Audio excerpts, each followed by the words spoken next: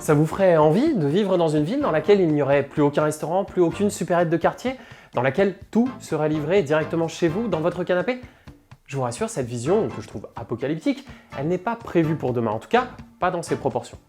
Néanmoins, avec le succès des dark kitchens et autres dark stores, on peut s'interroger sur la place de ces lieux de convivialité dans la ville de demain. C'est le sujet du jour et on en parle juste après le générique.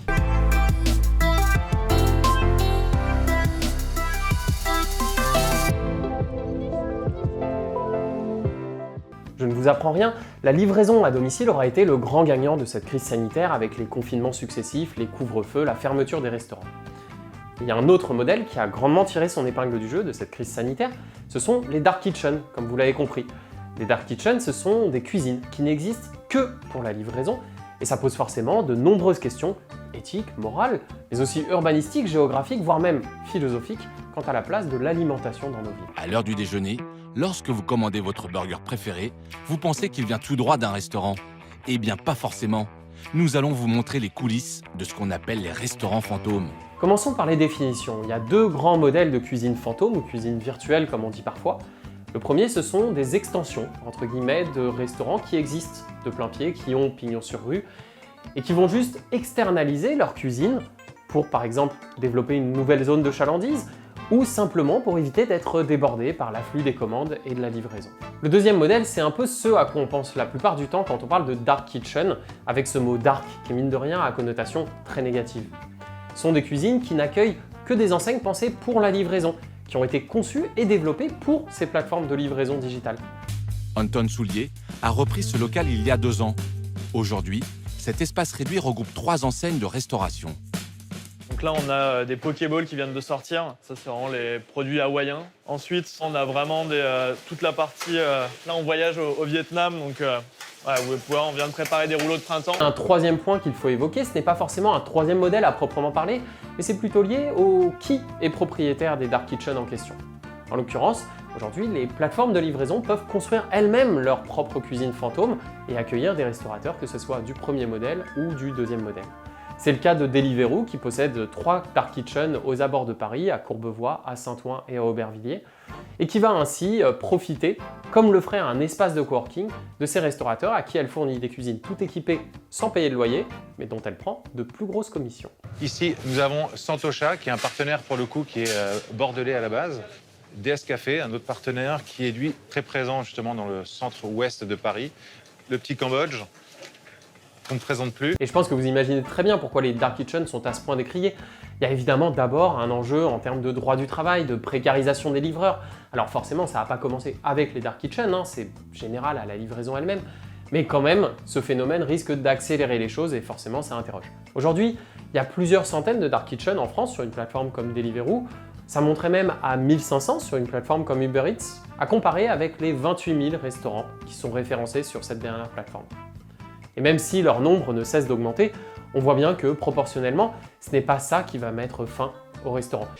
Allez, on va mettre la table, hein? Et voilà les nounours! Et que nonos! Que nonos! En revanche, il y a un second risque qui me paraît beaucoup plus prégnant et qui, paradoxalement, me semble beaucoup moins évoqué dans la veille que j'ai pu consulter sur le sujet. Ce risque, c'est celui d'une uniformisation au niveau géographique, au sein d'une agglomération, d'une standardisation de l'offre de restauration qui est proposée, et je vais vous expliquer pourquoi. Voilà ce qui va se passer! Quand on regarde dans le détail, on remarque que la plupart de ces dark kitchens sont situés en proche banlieue, des grandes agglomérations, Courbevoie, Aubervilliers ou Saint-Ouen, comme je vous disais tout à l'heure. Et l'objectif va souvent être de permettre à des restaurateurs intramuros, déjà bien installés, de développer leur zone de chalandise dans les communes de banlieue ou alors sur les arrondissements limitrophes auxquels elles n'avaient pas accès. Pour vous donner une idée, si jamais vous connaissez, ce sont par exemple les Big Mama, Tripleta ou PNY qui sont situés dans ces dark kitchens. Et là où moi je vois un vrai danger, c'est que toutes ces marques profitent déjà d'une forme de rente d'attractivité, entre guillemets, sur les algorithmes des plateformes de livraison. Et quand elles déboulent dans tel quartier de périphérie ou telle commune de banlieue, eh bien elles vont directement supplanter toute l'offre de restauration existante.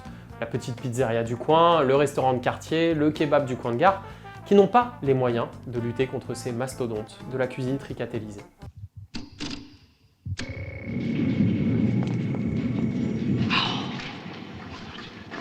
Il y a enfin un dernier point qu'il nous faut évoquer, c'est la question des mobilités, qui est évidemment centrale quand on parle de livraison et qui est cruciale quand on parle de dark kitchen.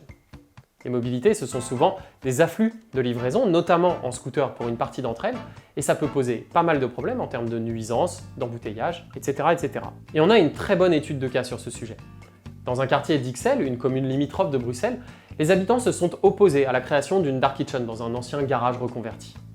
Et la commission de concertation leur a donné gain de cause en octobre 2020, stipulant d'une part que les nuisances engendrées ne permettaient pas d'attribuer le permis de construire, mais ajoutant qu'elle ne souhaitait pas soutenir ce type de modèle, justement parce qu'elle considérait que les dark kitchens étaient clairement concurrentiels, je cite, du tissu économique local. Est-ce que l'accusé est prêt à entendre la sentence? La sentence? Et cet exemple souligne très bien la situation dans laquelle se retrouvent souvent les collectivités quand elles sont confrontées à ce type de nouveaux modèles liés à l'ubérisation.